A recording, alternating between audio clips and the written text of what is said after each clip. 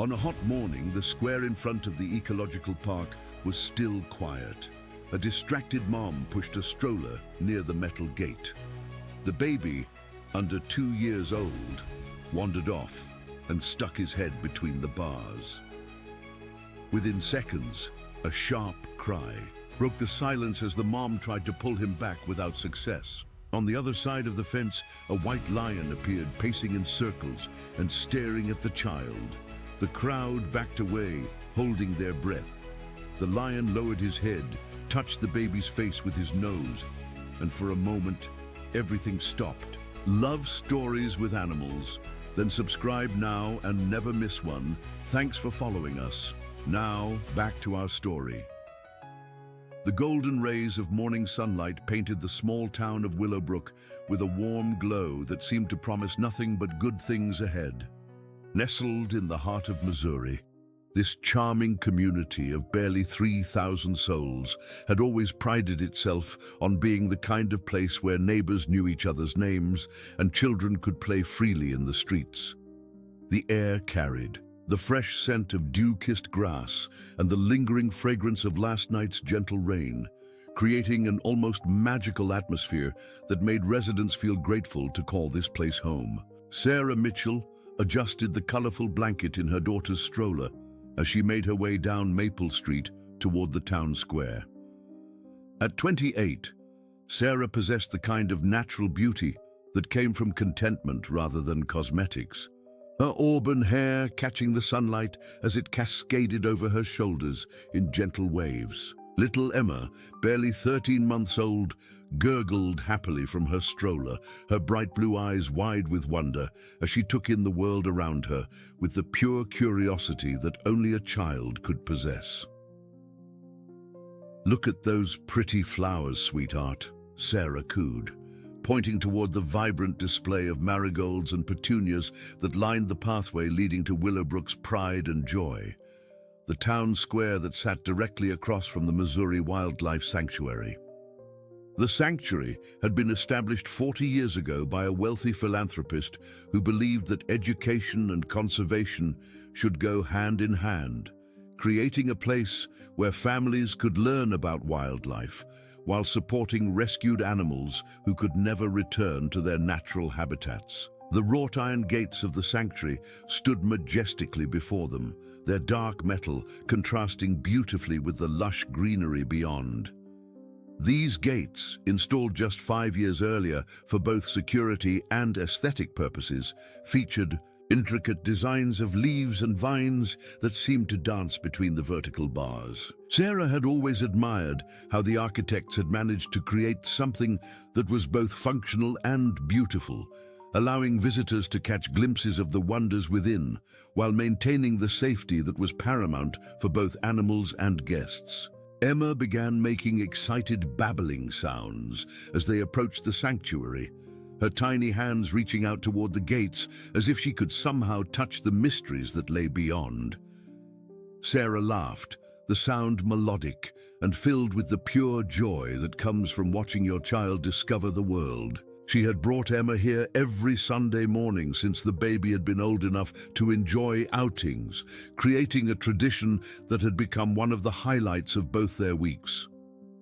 Other families were already gathering in the square, taking advantage of the perfect weather that had followed the previous night's refreshing shower. The Johnson family had spread a checkered blanket beneath the old oak tree, while the elderly Mr. Peterson sat on his favorite bench, feeding breadcrumbs to the gathering pigeons. Children's laughter filled the air as they chased each other around. The playground equipment that the town had installed just 2 years ago, their parents watching with the relaxed attention that comes from living in a place where safety was rarely a concern. "Morning, Sarah," called out Janet Williams from across the square, her voice carrying the warm familiarity of small-town friendship. Janet's twin boys, Tyler and Trevor, were busy building an elaborate sandcastle in the playground sandbox, their 8-year-old minds completely absorbed in their architectural masterpiece. "Emma's getting so big. I swear she's grown another inch since last Sunday." Sarah waved back, feeling the comfortable warmth of community that had drawn her and her husband Michael to Willowbrook 3 years ago. They had moved here from Kansas City shortly after their wedding, seeking the kind of life where they could raise children, surrounded by nature and genuine neighborly care. Michael's job as a software engineer allowed him to work remotely, and Sarah had found fulfillment teaching 3rd grade at Willowbrook Elementary, where class sizes were small enough that she could really make a difference in each child's life. As she continued toward their usual spot near the fountain, Sarah noticed that Emma had become particularly animated, her small body twisting in the stroller as she tried to get a better view of something that had caught her attention. Following her daughter's gaze, Sarah spotted what had captivated the toddler so completely. Through the gaps in the sanctuary's ornate gates, she could see movement in the distance, the unmistakable silhouette of one of the sanctuary's most famous residents. Luna, the white lioness, was stretching in the morning sun, her magnificent pale coat almost seeming to glow in the golden light. Sarah had heard the remarkable story of Luna's rescue many times from Dr. Marcus Thompson, the sanctuary's head veterinarian and wildlife specialist. Luna had been rejected by her pride as a cub due to her unusual coloring, a genetic condition called leucism that left her coat white while preserving her natural eye color. Dr. Thompson had found her as a tiny, malnourished cub in a private zoo that had closed down, and from the moment he brought her to Willowbrook, something magical had happened. Unlike other big cats who maintained their wild instincts and natural wariness of humans, Luna had developed an almost supernatural connection with people. Dr. Thompson often said that Luna seemed to understand human emotions in a way that defied scientific explanation. She had never shown aggression toward any human, instead displaying a gentle curiosity that had made her the unofficial ambassador of the sanctuary. Visitors would often spend hours simply sitting near her enclosure, finding an inexplicable sense of peace in her presence. Emma's excitement grew as Luna moved closer to the fence, and Sarah decided to position the stroller where her daughter could have a better view. The design of the sanctuary's visitor area allowed for safe observation from multiple angles, with the public space extending right up to the perimeter fence, separated only by a decorative border of native wildflowers and a small walking path. "She remembers you, I think," Sarah whispered to Emma, though she knew her daughter couldn't understand the words. There was something in Luna's posture, the way she had oriented herself toward their location, that suggested recognition. It had become a weekly ritual. They would arrive, Emma would spot Luna, and the magnificent creature would somehow sense their presence and make her way closer to the fence line. Dr. Thompson had once explained to Sarah that big cats possessed incredibly sophisticated sensory abilities, capable of detecting individual scents from remarkable distances and remembering them for years.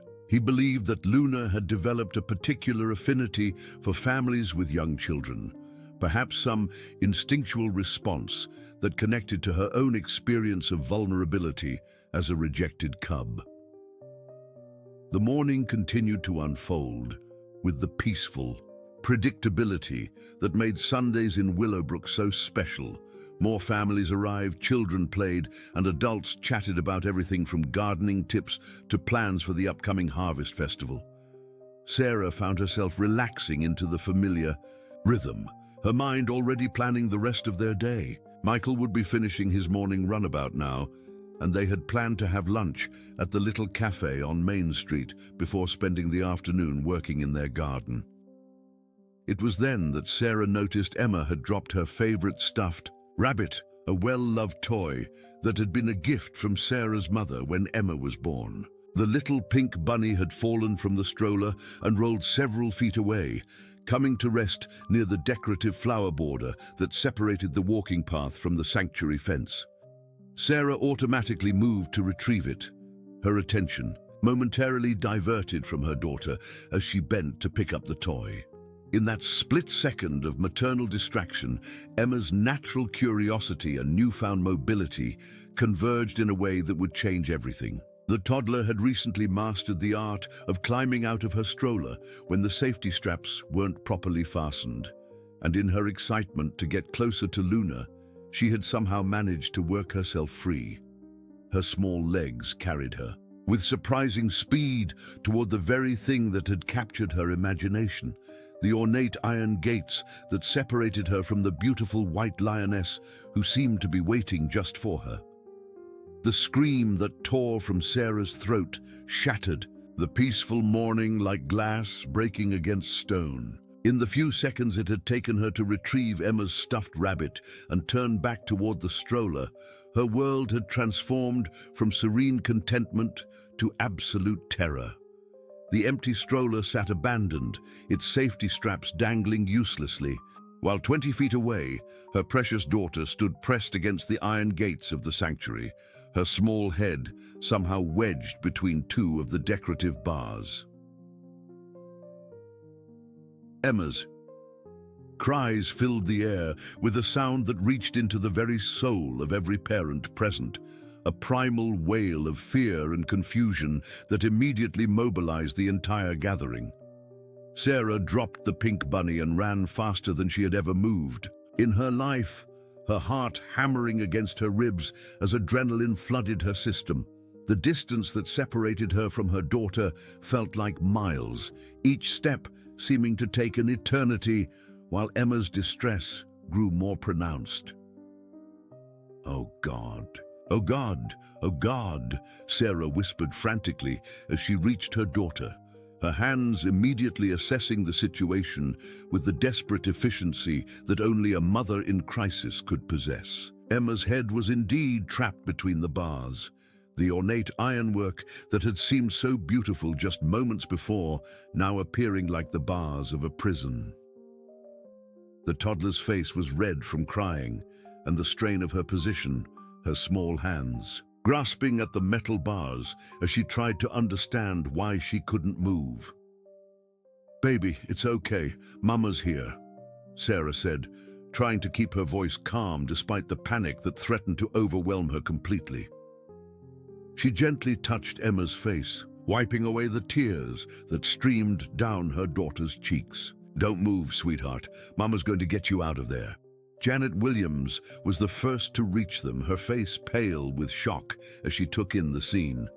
"I'm calling 911, she announced, already pulling her phone from her purse with shaking hands.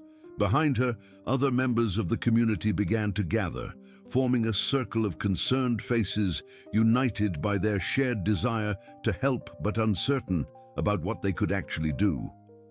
"Wait," said Tom Rodriguez, jogging up from the direction of the sanctuary's visitor center, where he had been setting up for the day's educational programs. As one of the sanctuary's longtime employees, Tom had seen his share of emergencies over the years, though nothing quite like this. His weathered face, marked by 3 decades of working with animals and the outdoors, showed both concern and the kind of steady competence that comes from experience. "Let me take a look first. Sometimes these situations are trickier than they appear." Sarah moved aside reluctantly, every instinct screaming at her to maintain physical contact with her daughter. But she recognized the wisdom in letting someone with experience assess the situation. Tom knelt beside Emma, his movements slow and deliberate as he examined how the child had become trapped. His expression grew more serious as he understood the complexity of what they were facing. The spacing between these bars was designed to prevent exactly this kind of thing, Tom murmured, more to himself than to the gathering crowd. "But she's managed to get her head through at an angle, and now—" He paused, running his fingers along the ironwork. "The problem is that a child's head is proportionally larger than an adult's, and once they're through, the skull shape makes it difficult. To reverse the process, we need to be very careful not to cause injury trying to force her back through." Emma's crying had subsided somewhat, perhaps exhausted by her initial burst of panic, but she continued to whimper softly, her blue eyes searching the faces around her for reassurance.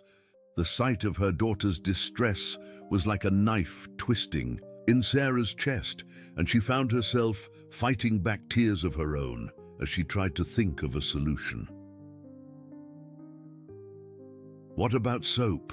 suggested Margaret O'Connor, the town's retired head nurse, who had appeared seemingly from nowhere, as she often did when medical expertise was needed. At 72, Maggie still possessed the sharp mind and quick thinking that had made her legendary during her 40-year career at Willowbrook General Hospital. "Sometimes a lubricant can help in situations like this." Tom nodded thoughtfully.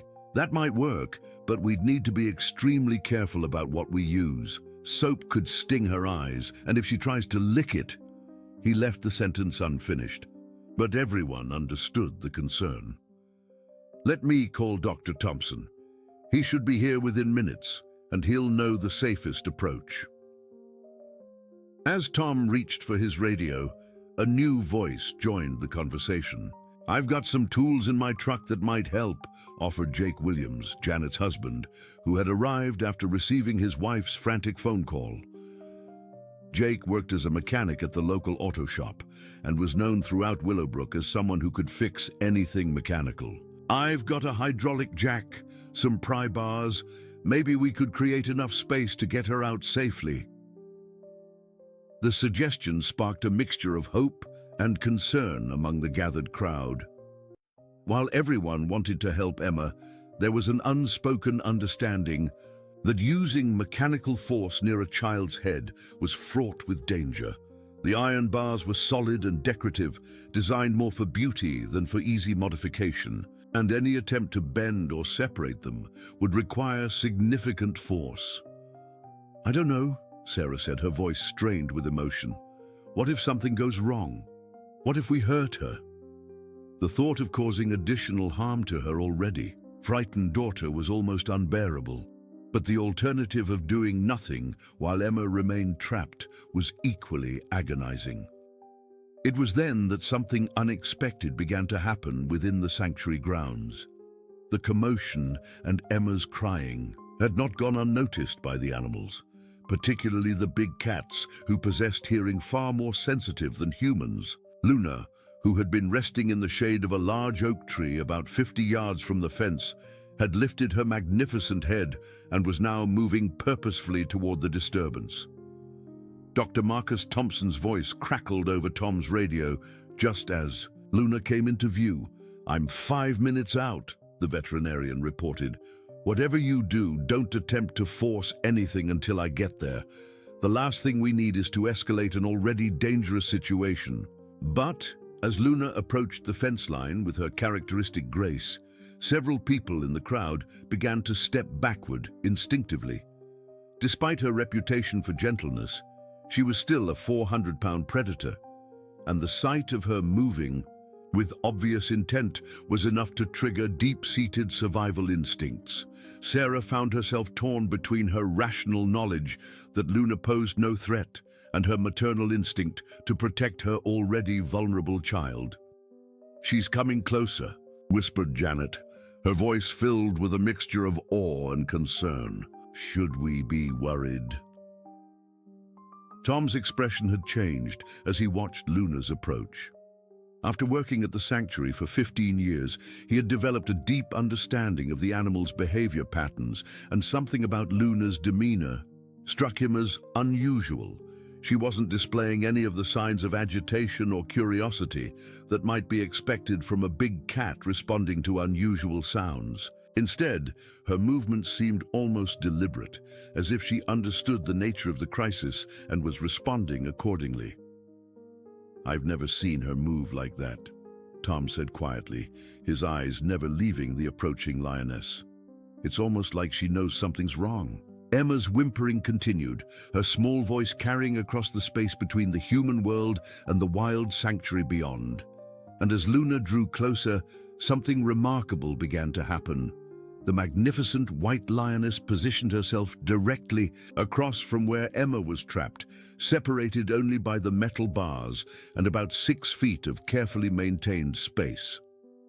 For a moment, predator and child regarded each other across that divide, blue eyes meeting amber ones in a connection that transcended species and understanding.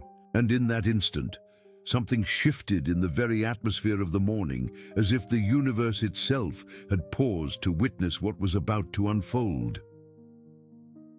The silence that settled over the gathering was profound and almost sacred, as if everyone present instinctively understood they were witnessing something extraordinary. Luna had positioned herself with deliberate precision, her massive form settling into a comfortable crouch that brought her magnificent head to almost the exact height of little Emma's trapped face. The white lioness's amber eyes held an intelligence that seemed to pierce straight through to the heart of the situation, and her entire demeanor radiated a calm authority that gradually began to affect everyone within her presence. Emma's crying had diminished to soft hiccups, her attention completely captured by the beautiful creature who had appeared as if summoned by her distress. The toddler's small hand reached through the bars, fingers stretching toward Luna with the fearless curiosity that only children possess. Sarah's breath caught in her throat as she watched her daughter attempt to touch a wild animal, every maternal instinct screaming danger, even as her rational mind reminded her of Luna's reputation for gentleness. "Should we move Emma away from the fence?" whispered Janet, voicing the concern that several others were feeling. The sight of a 13-month-old child reaching toward a lioness, even one known for her docile nature, was enough to set anyone's nerves on edge. What if she startles Luna? Tom. Rodriguez raised his hand for silence, his experienced eyes never leaving the remarkable scene unfolding before them. "Wait," he said softly. "Watch Luna's body language. She's completely relaxed. If she meant any harm, we'd see it in her posture, her tail, the set of her ears. This is something else entirely." As if responding to the discussion about her intentions, Luna began to move, with movements so gentle they seemed impossible for a creature of her size and power. She extended her massive head toward the bars, bringing her nose close enough to Emma's outstretched fingers that the child could almost touch the soft pink leather of her nostrils. The lioness's breathing was slow and controlled, each exhale creating a small puff of warm air that Emma could feel against her skin. Then, in a gesture that would be remembered and recounted for years to come, Luna did something that left every witness speechless. With the utmost delicacy, she extended her rough pink tongue and began to gently lick the tears from Emma's cheek. The action was so tender, so obviously intentional, that it seemed to redefine everything the gathered crowd thought they knew about the relationship between humans and wild animals. Emma's response was immediate and miraculous. The fear and distress that had kept her crying melted away as if it had never existed, replaced by wonder and an inexplicable sense of safety. Her small body, which had been tense with panic and discomfort, began to relax. And for the first time, since becoming trapped, she stopped trying to pull away from the bars. Instead, she leaned into Luna's gentle ministrations, making soft cooing sounds that spoke of comfort rather than fear. "I don't believe what I'm seeing," breathed Margaret. O'Connor, her professional medical background making her particularly aware of the physiological changes taking place in the trapped child. "Look at her muscle tension. She's completely relaxed for the first time since this started. That could make all the difference in getting her free safely." Sarah found herself torn between amazement and the residual fear that came from watching her baby interact so intimately with a predator. "Is this normal?" she asked Tom, her voice barely above a whisper. Do animals really behave this way? Tom shook his head slowly, his expression one of wonder mixed with professional fascination. I've worked with big cats for 15 years, and I've never seen anything like this.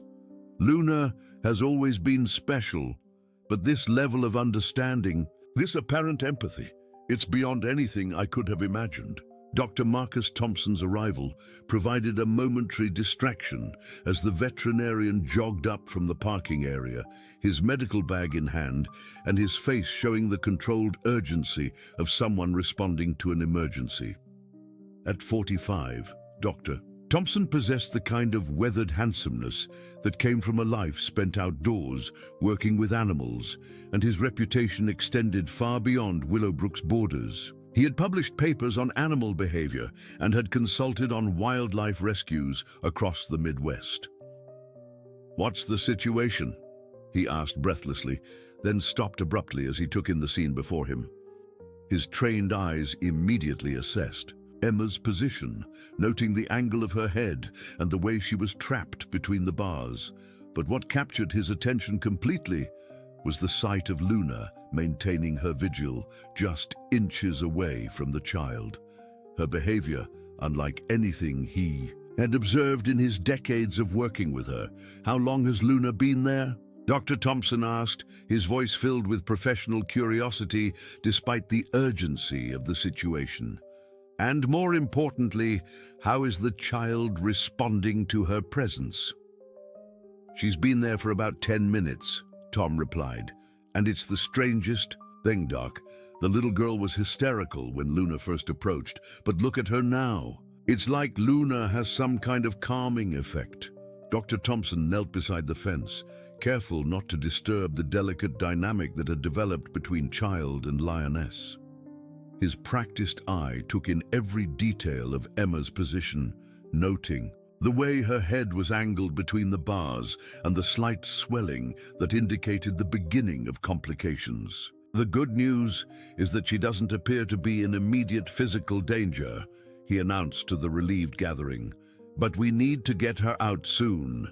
The longer she remains in this position, the more swelling we'll see, which will make extraction more difficult." "What about using Jake's hydraulic jack?" Sarah asked, her voice tight with controlled emotion. "Could we spread the bars enough to get her out?" Dr. Thompson examined the ornate ironwork more closely, running his hands along the decorative curves and testing the stability of the installation. "It's possible," he said thoughtfully, "but we'd need to be extremely careful about the placement and the amount of force we apply. These bars are set in concrete foundations, so we'd be working against considerable resistance."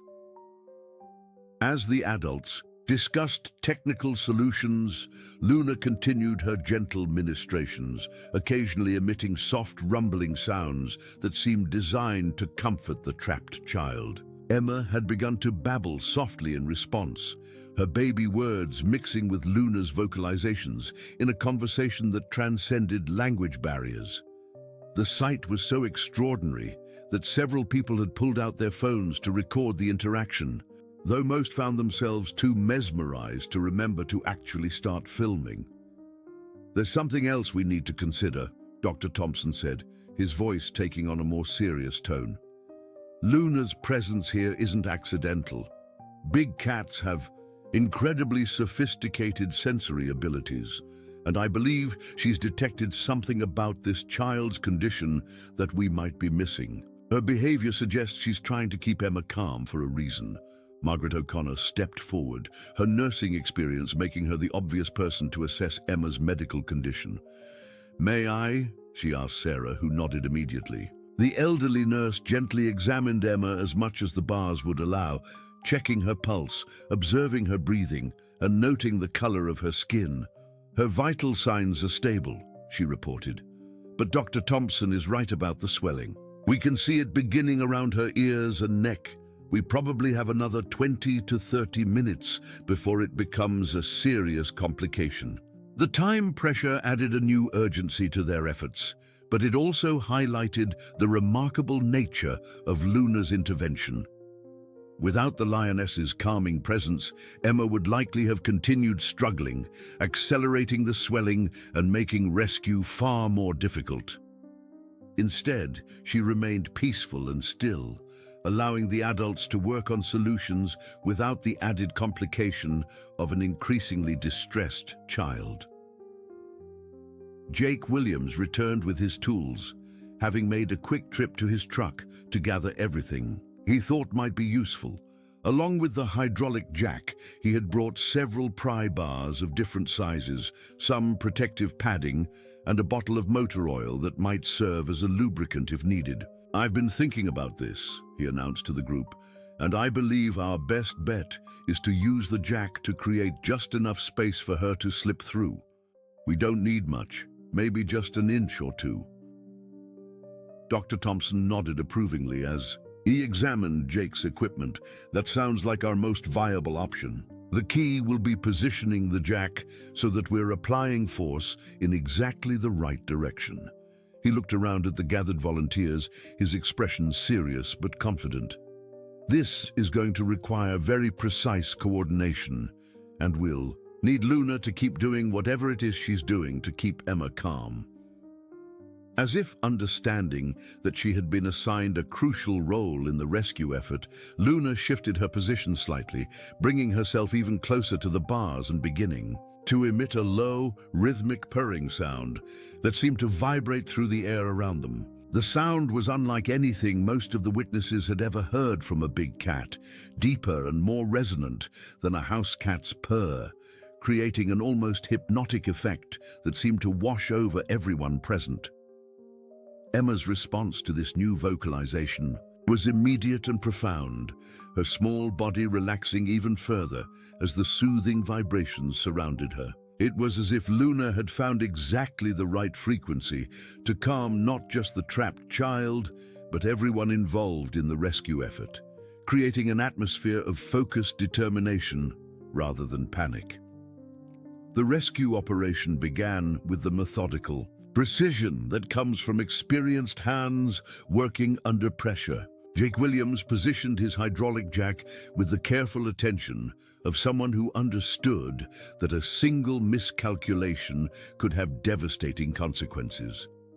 Dr. Thompson guided the placement, his veterinary training providing insights into anatomy and injury prevention that proved invaluable in this unconventional situation. Every movement was deliberate and slow, with multiple people checking and double-checking each step before proceeding. "The key is to apply pressure gradually and evenly," Dr. Thompson explained as Jake adjusted the jack's position for the third time. "We want to spread these two bars just enough to create the space we need, but if we go too fast or apply too much force, we could cause the entire gate structure to shift, which might actually make things worse." Sarah knelt beside her daughter, one hand gently stroking Emma's arm, while her eyes remained fixed on Luna's calming presence. The lioness had maintained her position throughout the preparation, her amber eyes alert but peaceful, her massive body radiating the kind of serene confidence that seemed to keep everyone's nerves steady. The rhythmic purring continued, creating a backdrop of sound that was both soothing and somehow sacred. "Okay, baby girl," Sarah whispered to Emma. "These nice people are going to help get you out of there. Just stay calm and listen to your new friend." She gestured toward Luna, amazed at how naturally she had come to think of the magnificent predator as an ally rather than a threat. Emma responded with soft, babbling sounds, her small hand still reaching toward Luna through the bars. Margaret O'Connor had positioned herself where she could monitor Emma's vital signs throughout the process, her experienced eyes watching for any signs of distress or complications. "Her color is still good," she reported quietly, "and her breathing remains steady. Whatever Luna is doing, it's working beautifully."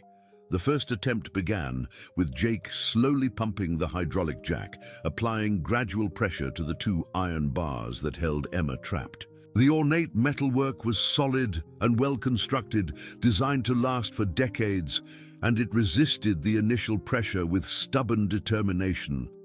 Small, creaking sounds emerged from the iron as the jack began to exert its force, each pump creating tiny increments of movement that were barely visible to the naked eye. "I can see it moving," Tom Rodriguez observed, his face pressed close to the bars as he watched for any sign of progress. "Just a millimeter or two, but it's definitely working." Emma seemed completely unaware of the mechanical intervention taking place around her. Her attention focused entirely on Luna's mesmerizing presence. The lioness had begun to vocalize more actively, creating a variety of soft, chuffing sounds that seemed designed specifically for the child's benefit. Dr. Thompson found himself marveling at Luna's apparent understanding of her role in the rescue, behavior that challenged everything he thought he knew about animal psychology. "A little more," Sarah urged softly, her heart racing as she watched the gap between the bars slowly widen. The progress was painstakingly slow, but it was progress nonetheless, and for the first time since the ordeal began, she allowed herself to hope that they might actually succeed in freeing her daughter without injury. The jack continued its work, each pump bringing them incrementally closer to success. Jake's experienced hands maintained steady pressure while constantly monitoring the equipment for any signs of stress or failure. "These old hydraulic jacks are incredibly reliable," he said, more to reassure himself than anyone else. "But I want to make sure we're not pushing beyond safe limits." It was then that the first complication arose. As the bars began to spread wider, the structural integrity of the gate itself began to be affected. The decorative ironwork was designed as an integrated unit, with each element supporting the others in a carefully balanced system. By forcing two bars apart, they were inadvertently affecting the entire structure, causing other parts of the gate to shift in ways that hadn't been anticipated. "Wait! Stop!" Dr. Thompson called out suddenly, his trained eye catching something that the others had missed. "Look at the top of the gate. The header bar is starting to sag." Everyone's eyes moved upward to see what he had observed. The horizontal bar that ran across the top of the gate section was indeed beginning to bend slightly downward, a shift that could potentially create new complications for Emma's extraction. If the sagging continued, it might actually reduce the available space rather than increasing it. "What does this mean?" Sarah asked, her voice tight with renewed anxiety. The brief hope she had felt was rapidly giving way to a familiar dread as yet another obstacle presented itself. "Can we still get her out?" Jake examined the situation with the practical eye of someone who had worked with mechanical systems his entire life. "The good news is that we've gained about half an inch of clearance," he reported. "The bad news is that if we continue with this approach, we might cause more problems than we solve. The whole gate structure is more interconnected than I realized." Dr. Thompson knelt down to examine Emma's position relative to the new spacing, carefully measuring the available clearance, without disturbing the child's calm state. "It's not quite enough yet," he concluded after a thorough assessment. "We need at least another quarter inch, maybe more, to ensure we can get her out safely without causing injury." The setback created a moment of tense discussion among the adults as they debated their options. Some suggested trying a different angle with the jack, while others proposed attempting to support the header bar while continuing to spread the vertical bars. Each suggestion carried its own risks and benefits, and the pressure of time added urgency to their deliberations. It was Margaret O'Connor who noticed the first sign of the complication they had all been dreading. "Her left ear is showing more swelling," she announced quietly, her nursing experience making her particularly attuned to subtle changes in Emma's condition. "It's still mild, but it's definitely progressing. We probably have 15 minutes before it becomes a significant factor." The news galvanized everyone into action, but it also highlighted the delicate balance they were trying to maintain. They needed to work quickly enough to beat the swelling, but carefully, enough to avoid creating new problems with their rescue attempt. The margin for error was becoming increasingly narrow with each passing minute. "Let me try a different approach," Jake suggested, repositioning his equipment. "Instead of spreading the bars wider, what if we try to compress the header bar slightly? If we can lift it back to its original position, we might gain the clearance we need without compromising the structural integrity." Dr. Thompson considered the proposal carefully, visualizing the potential outcomes of the new strategy. "It's worth trying," he agreed finally. "But we'll need to be even more careful with this approach. Any sudden movement could cause the entire gate section to shift unpredictably." As Jake began to reposition his hydraulic jack for the new attempt, Luna made a sound that none of them had heard before, a low vocalization that seemed to carry notes of both urgency and reassurance. Emma responded immediately, turning her attention back to the lioness with renewed focus, as if understanding that something important was about to happen. "She knows," Tom said wonderingly, watching Luna's interaction with the trapped child. "Somehow she understands exactly what we're trying to do, and she's preparing Emma for it." The observation sent a ripple of amazement through the gathered crowd, many of whom were documenting this extraordinary display of interspecies communication and cooperation. But for Sarah, the focus remained entirely on her daughter's well-being and the increasingly complex efforts to secure her freedom. "All right," Jake announced, his hand on the jack's operating lever. "Let's try this approach. Everyone stay alert for any signs of structural movement, and Dr. Thompson, keep monitoring Emma's position relative to the bars." As the second rescue attempt began, Luna's purring intensified, creating a steady vibration that seemed to envelop the entire area around the gate. Emma settled even more deeply into the lioness's calming influence, her small body preparing for whatever came next with the trust that only children can show. The fate of this remarkable rescue now rested in the hands of human ingenuity and the continuing cooperation of one very special white lioness. The second attempt at rescue began with renewed hope and careful precision, but within minutes it became clear that they were facing challenges beyond anything they had anticipated. Jake's new approach of adjusting the header bar initially showed promise, creating small but measurable improvements in the available clearance. However, as the hydraulic pressure increased, an ominous creaking sound began to emanate from deep within the gate's foundation structure, suggesting that forces were being transmitted in unexpected directions. "Stop! Stop!" Dr. Thompson called out urgently, his hand raised in a gesture that immediately halted Jake's efforts. "Listen to that sound. We're affecting something in the underground support system."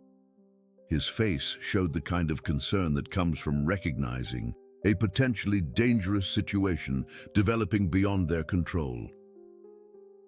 The creaking continued for several seconds after Jake released the pressure, a sound that spoke of metal under stress and structural components being pushed beyond their intended limits. Tom Rodriguez, with his years of experience maintaining the sanctuary's infrastructure, recognized the implications immediately. "The foundation posts go down 4 feet into concrete," he explained grimly. "If we're hearing stress sounds from down there, we could be looking at a catastrophic failure of the entire gate section." Sarah felt her heart sink as she realized what this meant for Emma's rescue. Every attempt they made seemed to create new complications, and time was rapidly running out. "What happens if the gate collapses?" she asked, though she wasn't sure she wanted to hear the answer. "In the worst-case scenario, the entire section could shift position," Dr. Thompson explained carefully, his medical training making him acutely aware of the potential for serious injury. Emma could be crushed, or the movement could cause severe trauma to her neck and head. The words hung in the air like a death sentence, creating a silence that was broken only by Luna's continued purring and Emma's occasional soft babbling. Margaret O'Connor's examination of Emma revealed the progression everyone had been dreading. "The swelling is accelerating," she announced quietly, her professional composure barely masking her growing concern. "Both ears are now showing significant edema, and I can see the beginning of facial swelling. We're approaching the point where extraction will become extremely difficult, regardless of how much clearance we create." The convergence of multiple crisis factors created a moment of profound despair among the rescue team. They had exhausted their mechanical options without success. Time was running out. Due to Emma's worsening condition, and any further attempts with the hydraulic equipment could result in catastrophic structural failure. Several people began to suggest calling for emergency services with specialized equipment, but even Dr. Thompson admitted that heavy rescue equipment might take an hour or more to arrive from the nearest city. It was in this moment of greatest desperation that Luna did something that would fundamentally change everyone's understanding of the intelligence and emotional capacity of wild animals. The magnificent lioness, who had been maintaining her vigil beside Emma with steadfast dedication, suddenly rose to her feet and began to move in a way that immediately captured everyone's attention. Luna's behavior became distinctly purposeful, as she began to pace in a tight circle around the area where Emma was trapped, her movements following a precise pattern that seemed almost ritualistic in nature. With each circuit, she would pause at specific points, lower her massive head, and emit vocalizations that varied in tone and intensity. The sounds she made were unlike anything Dr. Thompson had documented in his years of studying her behavior. Deep, resonant calls that seemed to carry across the entire sanctuary grounds. "What is she doing?" Sarah asked, her voice filled with wonder despite her fear. Luna's behavior was so obviously intentional that it demanded attention, even in the midst of their crisis. "I have no idea," Dr. Thompson admitted, his scientific mind struggling to categorize what he was witnessing. "This isn't typical big cat behavior under stress. She's communicating something, but I can't begin to guess what or to whom." The answer to his question came from an unexpected direction. Deep within the sanctuary grounds, other animals began to respond to Luna's calls. First, the other big cats, 2 tigers, a mountain lion, and an elderly male lion, began to vocalize in return, their voices joining Luna's in what sounded like a complex conversation. Then, amazingly, animals throughout the sanctuary began to add their voices. Wolves howling, bears huffing, eagles calling, and even the normally silent reptiles began to move restlessly in their enclosures. "It's like she's mobilizing the entire sanctuary," Tom said in amazement. "I've never seen anything like this in 15 years of working here. It's as if she's calling for help." But Luna's extraordinary behavior was only beginning. After completing several circuits of her pacing pattern, she returned to her position directly across from Emma and began to produce a sound that left everyone speechless. It was a deep, rhythmic vocalization that seemed to emanate from her very core, creating vibrations that could be felt as much as heard. The sound was so profound and enveloping that it seemed to create its own atmosphere, transforming the space around the trapped child into something almost sacred. Emma's response to this new development was immediate and remarkable. The toddler, who had been showing increasing signs of discomfort as the swelling progressed, suddenly became completely still and peaceful. Her breathing deepened and regulated, her muscle tension disappeared entirely, and her small face took on an expression of profound tranquility that was almost supernatural in its completeness. "My God," Margaret O'Connor whispered, her nursing experience providing no framework for what she was observing. Look at her vital signs.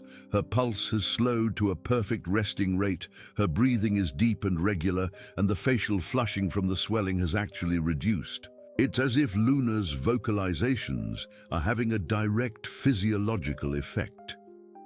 Dr. Thompson found himself questioning everything he thought he knew about animal behavior and interspecies communication. Certain frequencies can have measurable effects on human physiology, he said slowly, his scientific mind grappling with the implications. Deep, low-frequency vibrations have been shown to reduce stress hormones, lower blood pressure, and even reduce inflammation.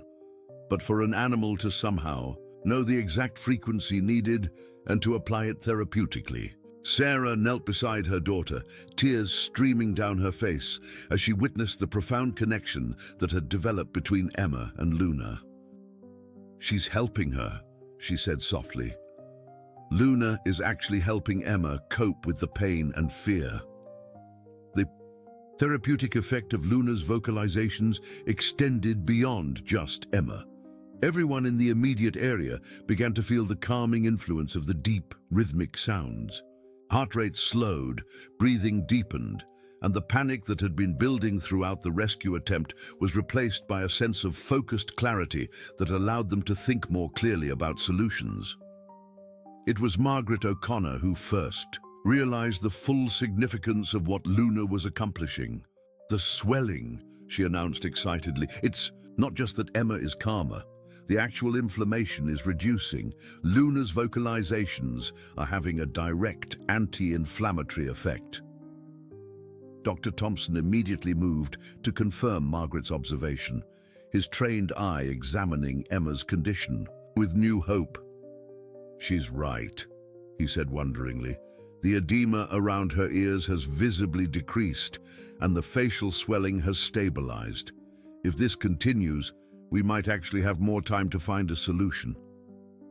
But even as they marveled at Luna's therapeutic intervention, the mechanical problems with the gate remained unresolved. They still needed to create enough clearance for Emma's safe extraction, and their options for doing so safely had been exhausted. It was then that Luna demonstrated yet another level of understanding that would leave everyone questioning the boundaries between instinct and intelligence. The lioness suddenly stopped her therapeutic vocalizations and moved to a new position along the fence line, about 10 feet to the left of where Emma was trapped. There, she began to examine the ironwork with the focused attention of an engineer, surveying a structural problem.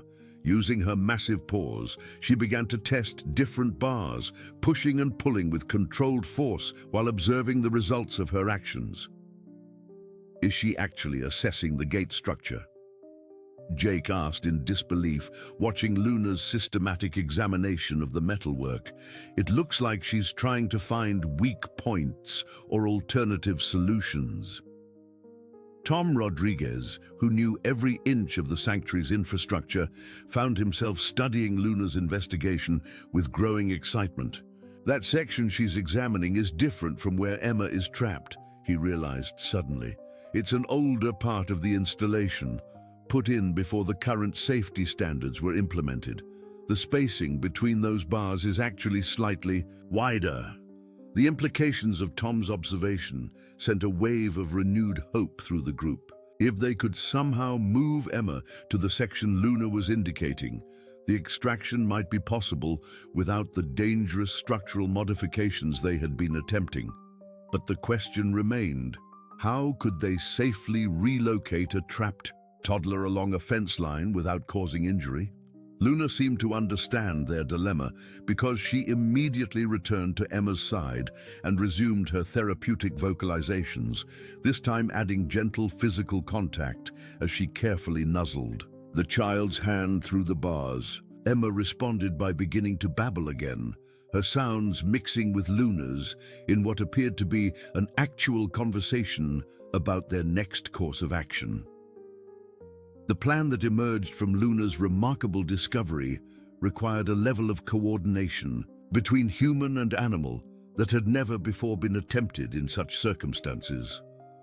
Dr. Thompson, drawing upon his years of experience with animal behavior, began to develop a strategy that would rely heavily on Luna's continued cooperation and Emma's trust in the magnificent lioness who had become her unlikely guardian.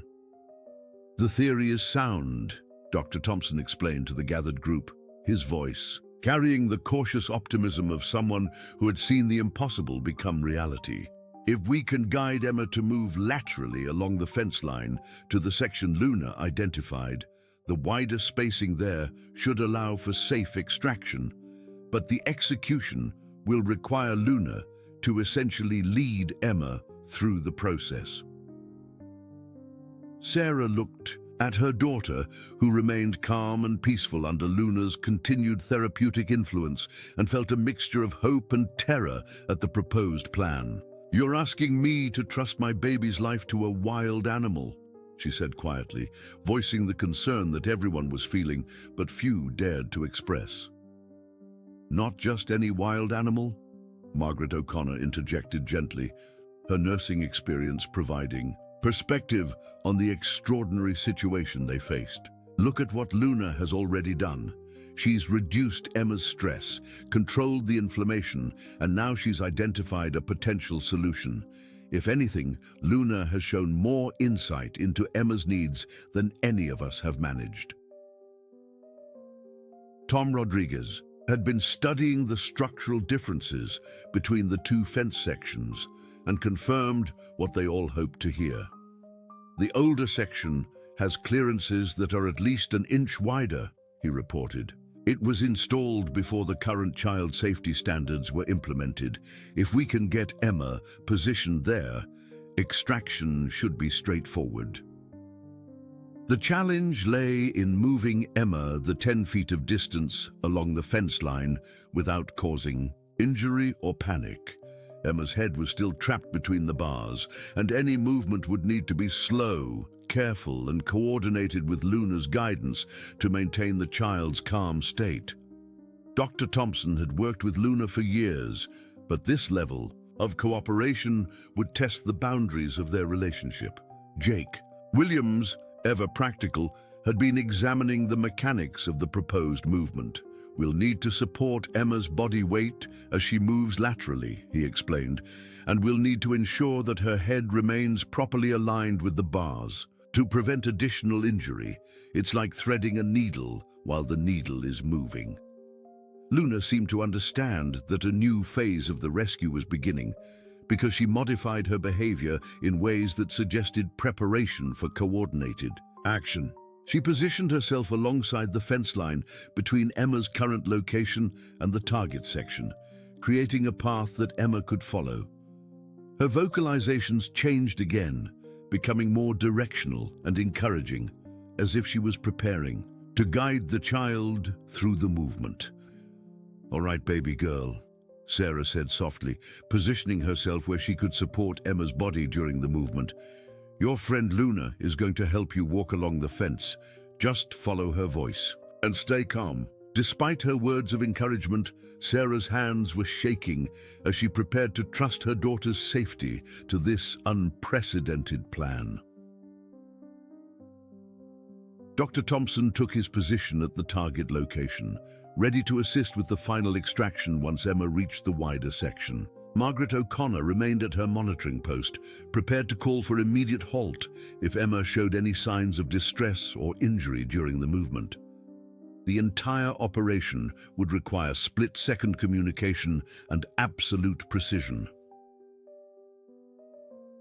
Luna began the guidance process with a series of soft, encouraging vocalizations that seemed specifically designed to capture Emma's attention and direct her movement. The toddler responded immediately, turning her head as much as her trapped position would allow and beginning to babble in response to Luna's calls. Then, remarkably, Emma began to take small steps sideways, following Luna's voice along the fence line. "She's moving," Tom whispered in amazement. "Emma is actually following Luna's guidance." The movement was painstakingly slow, with each step requiring careful coordination between Sarah's physical support, Luna's vocal guidance, and Emma's own instinctive cooperation. The child seemed to understand intuitively that this movement was important, maintaining her calm demeanor despite the obvious discomfort of her position. Luna matched Emma's pace exactly, staying alongside her throughout the journey and providing constant reassurance through her vocalizations. Halfway through the movement, a moment of crisis occurred when Emma's foot caught on an uneven stone in the walkway, causing her to stumble slightly. The sudden movement created additional pressure on her trapped head, and for a terrifying instant, it appeared that the rescue attempt might result in the very injury they were trying to prevent. Emma's cry of pain cut through the air like a knife, causing Sarah's heart to nearly stop. Luna's response was immediate and decisive.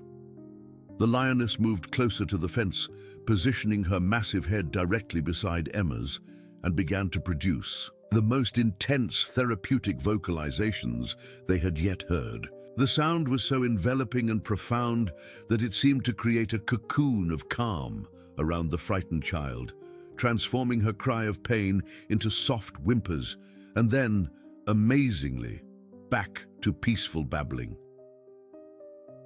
The bond between them is extraordinary, Dr. Thompson observed, his scientific mind still struggling to categorize what he was witnessing. Luna isn't just responding to Emma's distress, she's anticipating it and intervening before it can escalate.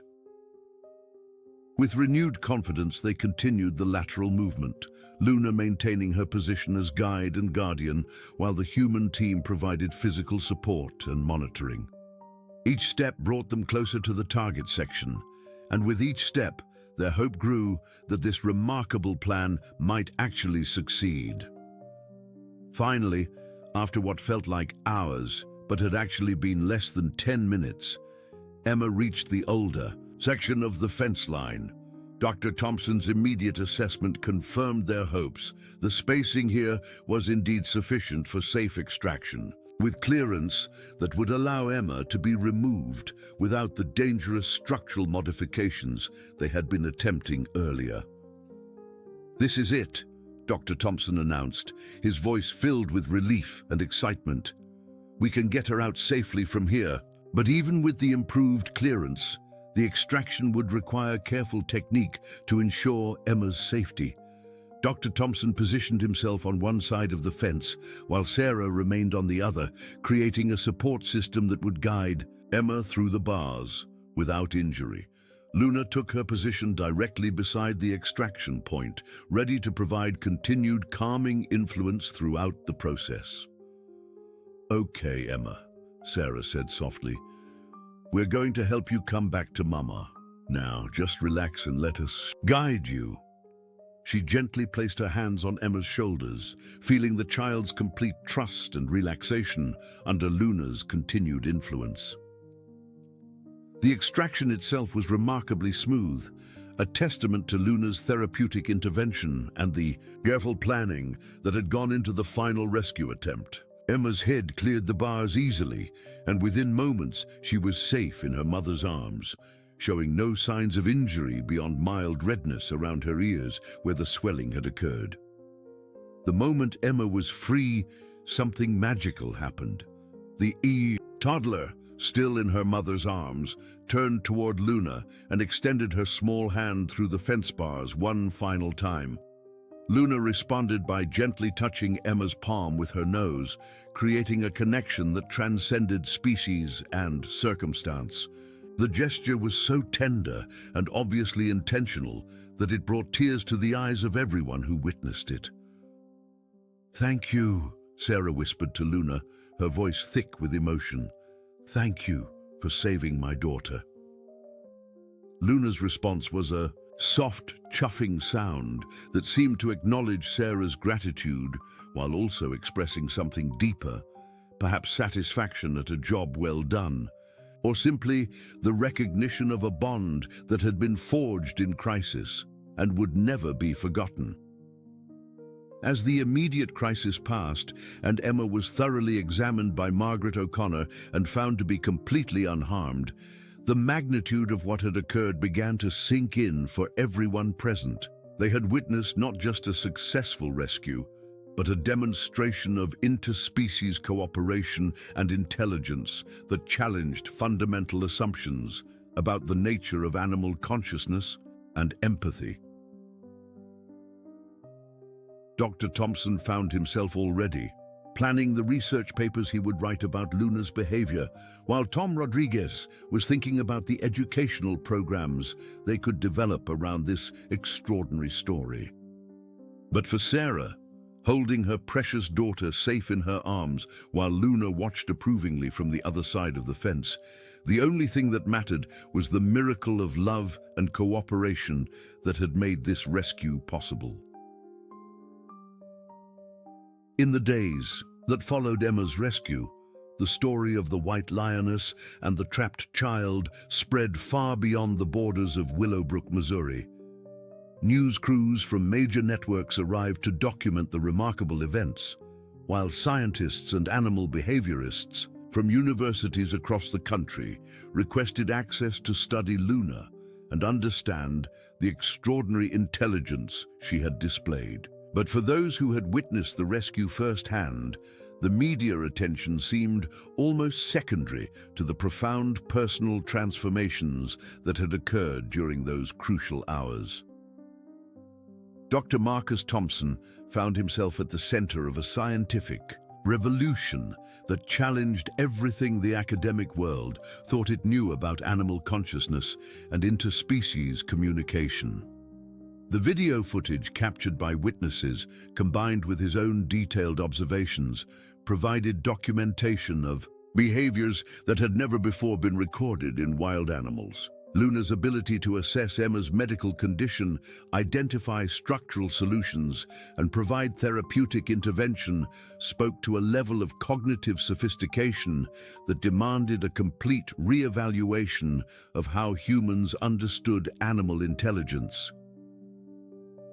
What we witnessed wasn't just remarkable animal behavior, Dr. Thompson explained to a gathering of colleagues who had traveled to Willowbrook to study the case.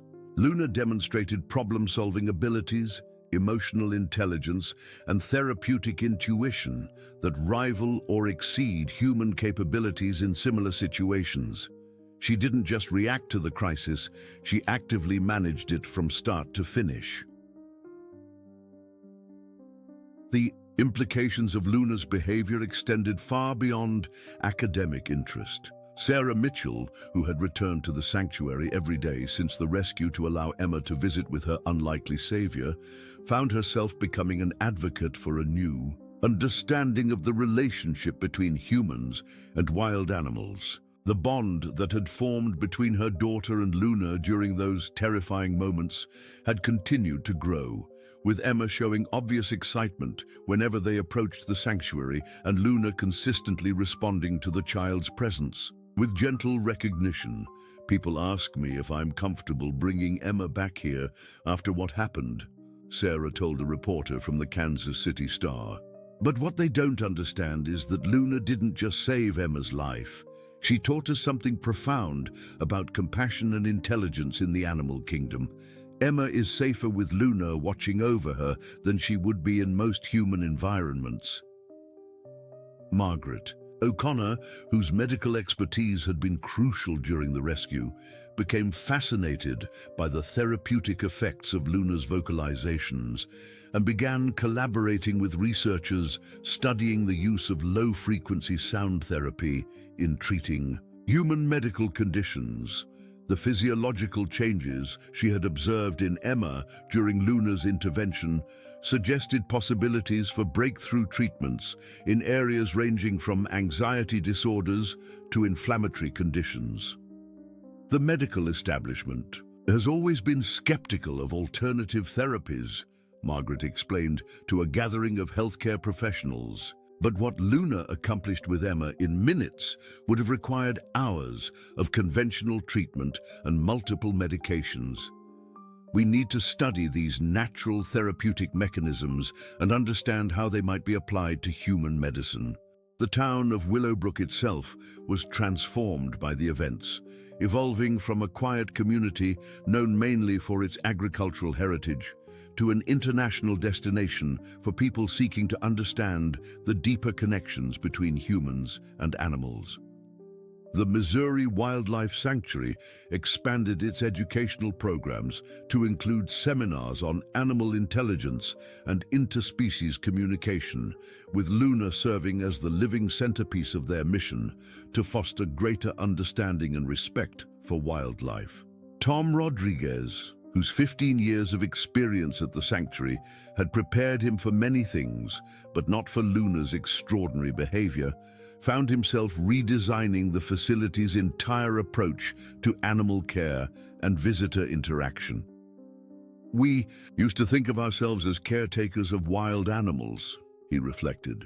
"Now we understand that we're partners in a much more complex relationship that involves mutual respect, communication, and shared responsibility for each other's welfare." Jake Williams, the mechanic whose hydraulic jack had been crucial to the rescue attempt, became something of a local celebrity, though he consistently deflected attention away from his mechanical contributions and toward Luna's remarkable intervention. "I brought the tools," he would tell anyone who would listen, "but Luna provided the wisdom. Without her calming influence and guidance, all the equipment in the world wouldn't have been enough to save that little girl." 6 months after the rescue, Dr. Thompson published the first in what would become a series of groundbreaking research papers documenting Luna's behavior and its implications for animal psychology. The academic response was immediate and profound, with researchers around the world beginning to re-examine their assumptions about animal consciousness and cognitive capabilities. Luna's case became the foundation for new research initiatives focused on understanding the emotional and intellectual lives of wild animals. But perhaps the most significant change occurred in Emma herself. The toddler, now almost 2 years old, had developed an extraordinary affinity for animals of all kinds, displaying an intuitive understanding of their needs and emotions that amazed everyone who observed her. Sarah often brought Emma to visit not just Luna, but other animals at the sanctuary, and in each case, the child seemed to form immediate connections that spoke to the lasting impact of her early experience with interspecies communication. "Emma doesn't just play with animals," Sarah observed to Dr. Thompson during one of their regular visits. "She communicates with them in ways that seem almost supernatural. It's as if Luna awakened something in her during the rescue that will be with her for the rest of her life." Adrindi. The sanctuary itself became a pilgrimage destination for families dealing with their own challenges, particularly those involving children with special needs or developmental differences. Luna's therapeutic presence seemed to have beneficial effects on many visitors, leading to the development of formal animal-assisted therapy programs that drew participants from across the region. The White Lioness had become not just a symbol of intelligence and compassion, but a bridge between worlds that had previously seemed separate and distinct. As the first anniversary of Emma's rescue approached, the community of Willowbrook planned a celebration that would honor not just the successful rescue, but the new understanding of human-animal relationships that had emerged from that remarkable day. The event would feature presentations by researchers who had studied Luna's behavior, testimonials from families who had been affected by the sanctuary's expanded programs, and a special ceremony recognizing Luna as an official ambassador for wildlife conservation and interspecies cooperation. Standing at the fence where it all began, Sarah held Emma in her arms as they watched Luna resting peacefully in the late afternoon sun. The lioness's white coat seemed to glow with an inner light that spoke to the magical nature of what had occurred in this place and the bond between the three of them remained as strong as ever. Emma babbled softly in the special way she reserved for Luna, and the magnificent creature responded with gentle chuffing sounds that seemed to carry across not just the physical space between them, but across the boundaries that had once seemed to separate human and animal consciousness. What happened here changed everything, Sarah whispered to her daughter, knowing that Emma was still too young to fully understand, but somehow believing that the child retained deep memories of her extraordinary rescue. Luna showed us that love and intelligence come in many forms, and that the bonds between living beings can transcend anything we thought we knew about the natural world. As they prepared to leave that day, Luna approached the fence one final time, pressing her massive head against the bars as close to Emma as possible. The child reached out eagerly, her small hand touching the lioness's nose in a gesture that had become their traditional farewell. In that moment, everyone present understood that they had witnessed something that would resonate far beyond their small community. A demonstration of compassion and intelligence that would inspire new approaches to conservation, animal welfare, and the fundamental question of what it means to share this planet with creatures whose inner lives may be far richer and more complex than humans had ever imagined. The story of Luna and Emma had become more than just a remarkable rescue. It had become a testament to the power of love, understanding, and cooperation to overcome any obstacle and create connections that transform everyone they touch. Dear friends and listeners, we hope that the extraordinary story of Emma and Luna has moved your hearts and opened your minds to the remarkable connections that exist between humans and animals. This tale of courage, intelligence, and interspecies compassion represents just one of many incredible stories that remind us of the wonder and complexity of the natural world around us. If this story has touched you as deeply as it has touched us, we invite you to join our community of people who believe in the power of storytelling to change hearts and minds. Please subscribe to our channel to discover more amazing true stories that celebrate the extraordinary in the everyday, the miraculous in the mundane, and the profound connections that bind all living creatures together. Don't forget to like this video and share it with others who might find inspiration in Luna's remarkable demonstration of love and wisdom. We read every comment and love hearing how these stories impact your lives. So please take a moment to share your thoughts and experiences with us. Together, we can spread awareness about the intelligence and emotional depth of animals, supporting conservation efforts and fostering greater respect for the incredible creatures with whom we share this beautiful planet. Thank you for listening, and we can't wait to share more extraordinary stories with you very soon.